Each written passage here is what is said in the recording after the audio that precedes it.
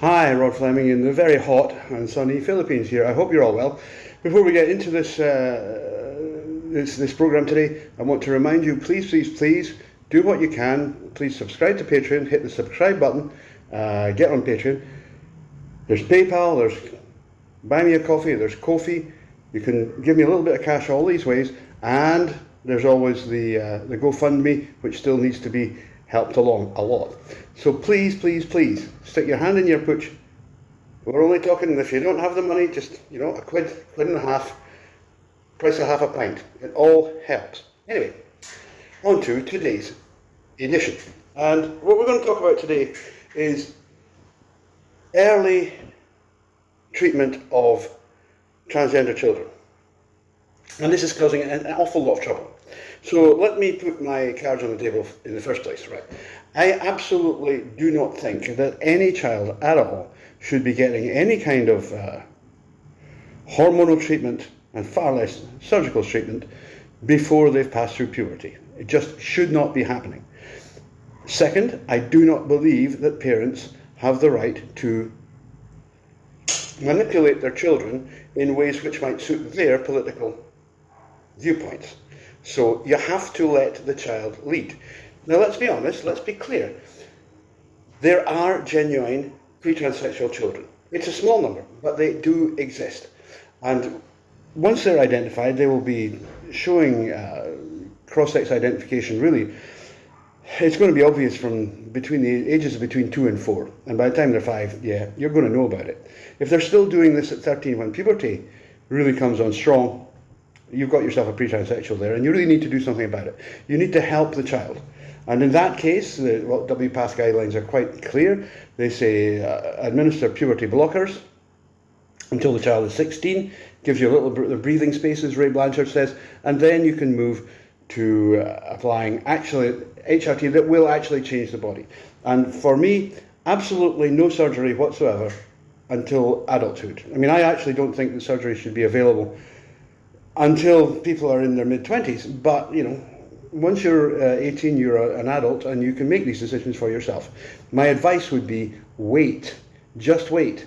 You might, not because I think you're going to necessarily change your mind, which seems to be much on people's minds. I mean, HSTS very rarely do, but because you might not find it necessary. You might find yourself in a very comfortable position in life, intact and quite happy. And I talk to girls here all the time who will say that when they were at school, gosh, when I was at school, I was just desperate to get an operation, I had to have that. And by the time they're 22, 23, it's like, nah, why would I bother, I have a great life, I have boyfriends, it's not a problem, Western men absolutely love it, why would I change that, So, in these cases, absolutely not. So what we're saying is that, no, you don't trans children, you just don't do it. Adolescence, it's much more difficult, and we're talking about males here for just now. Sexual invert adolescents, that's the ones that will be HSTS, they're a pretty simple case. They don't really even transition, they just complete themselves. If you consider that sexual inversion is actually a scale of variation, the most complete ones are the most likely to become women if they're born male. And partial ones might not. They might say, I'd rather live as a gay male. That's fine. We're not actually trying to push people in any direction at all. We're just saying, you should have these options available to you. The difficulty actually occurs with a set of autogynephiles, that is non-homosexual, people with non-homosexual gender dysphoria, that's males with non-homosexual gender dysphoria, who present in teenage. Typically, they will start presenting not really any earlier than 14. By 16, very common. Here in the Philippines, they call it sophomore year. And you would be really quite surprised, I think, by the number of people that I know, that's girls, who present as women, who were absolutely known as boys. They had girlfriends. They were just ordinary boys until they were 16. And then one day, they're wearing a dress. Or hot pants, and they've turned into a girl just like that. And that could be considered rapid onset gender dysphoria, but in fact that's been happening for a very long time. There's nothing new about that particular phenomenon.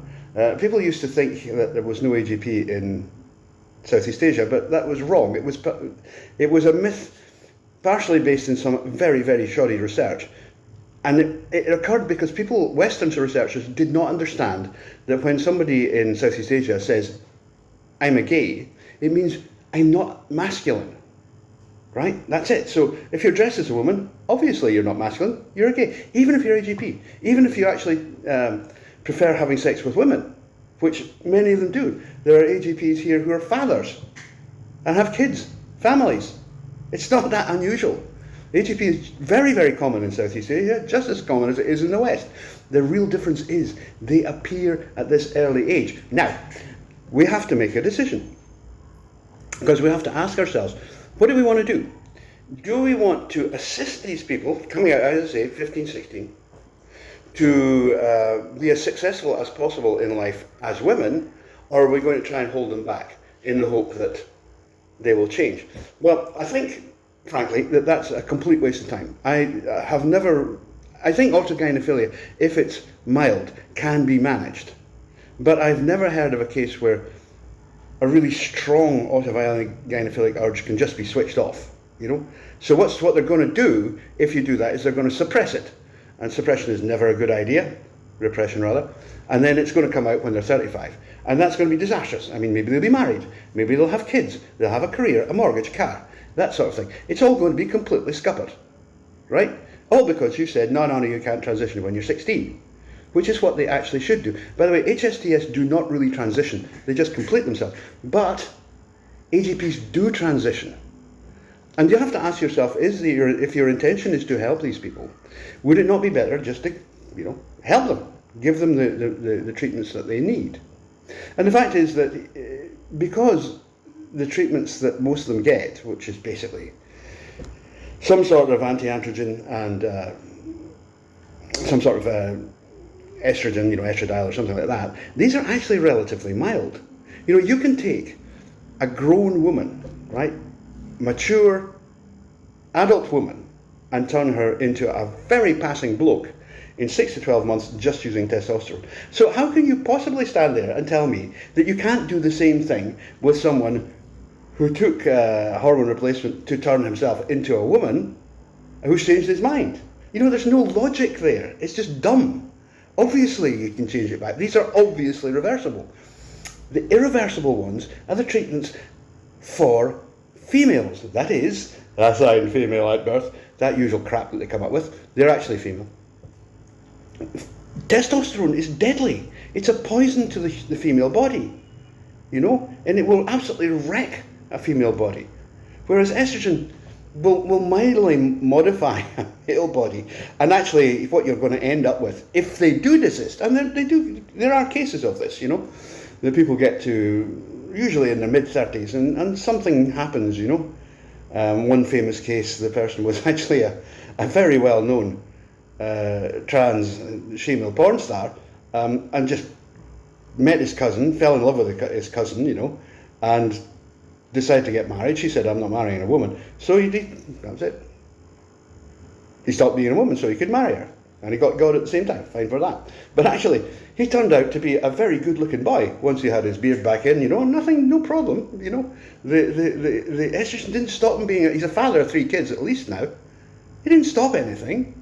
And I can tell you, I can take you to meet people, in the Philippines who did the same thing. They had careers in cabaret, whatever, and then, 35, they lose the looks a bit. Maybe they're being a bit sloppy with taking the hormones, and well, that's it, I'll just settle down now, look after my kids, get a normal job. It's all fine, as long as there's no surgery involved, I am against GRS in all forms, I think far better that people just get used to the fact that, some women have dicks. It's not that much of a problem, really. And coercing people to have major surgery just because society doesn't think they should look the way they do, no, I'm not for that. I accept that for some women, GRS is really, really a big psychological need, and it's really helpful for them. But like I say, you'd be surprised how many trans women You know, they're like that when they're 17, 18, 19, but by the time they're mid-20s, nah, don't want to know.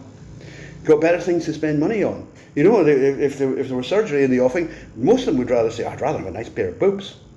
You know, like get my chin sorted out, yeah, broward, get my Adam's apple, that sort of thing. Purely cosmetic surgery, they're really not interested. I don't wish to be, too vulgar, but the fact that I think a lot of people in the West don't understand is that these people really, really, really enjoy sex the way they have it, using the back door. I mean, they go crazy over it. I see this on a pretty regular basis, It's not like, this is something they do for someone else. They love it. They absolutely love it. So, there's really, there's not that much incentive, unless you're really concerned about, going to the beach and it popping out, of your bikini, or you're competing in pageants. That's the cause of quite a lot of them, because, what's that bulge going on down there, that sort of thing. But for most people, it's just, unless they've got very specific anatomical autogynephilia, they learn to live with it, and their partners learn to live with it too. So it's not really an issue.